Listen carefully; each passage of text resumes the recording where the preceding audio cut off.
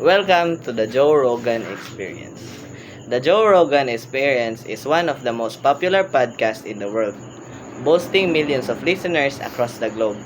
But what makes it such a phenomenon? In this video, we'll take a deep dive into the show's content, production, audience engagement, marketing, and more. The heart of the Joe Rogan Experience lies in its content. Joe Rogan's podcast is known for its eclectic mix of topic and guests.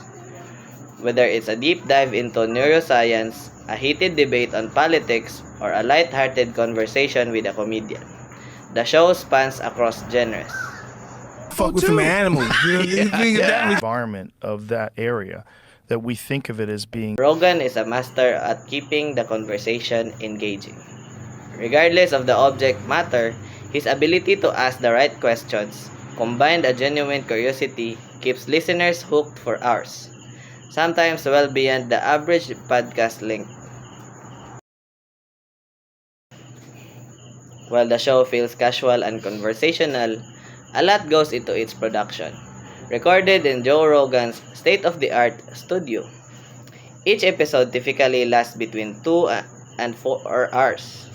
Unlike highly produced podcasts, the Joe Rogan Experience has a relaxed, unedited format, giving it an authentic, raw feel. Rogan's hands-off approach to editing creates a conversational flow that feels natural, allowing for spontaneity and depth that more scripted shows often miss. One of the keys to the show's success is its strong audience engagement. With millions of subscribers across platforms like YouTube and Spotify, fans actively participate in the conversation, whether it's through comments, social media, or creating memes and clips. The show's long-form style encourages deep conversations, often sparking further discussions online, creating a community of listeners who feel like they're part of the experience. In 2020, the podcast made headlines with its exclusive licensing deal with Spotify, reportedly worth $100 million. This move not only solidified the show's dominance but also expanded its reach to a broader experience. However, Rogan's marketing success doesn't solely rely on deals.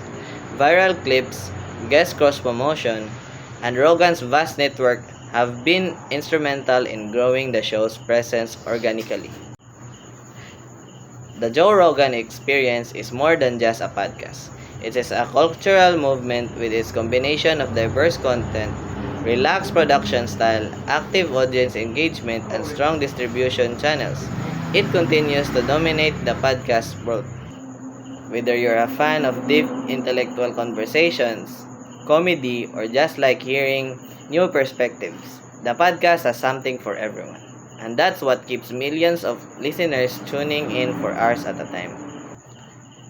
This structure offers a well-rounded exploration of the Joe Rogan Experience, covering all the key aspects from content to audience interaction, giving a comprehensive analysis of the show's appeal and success.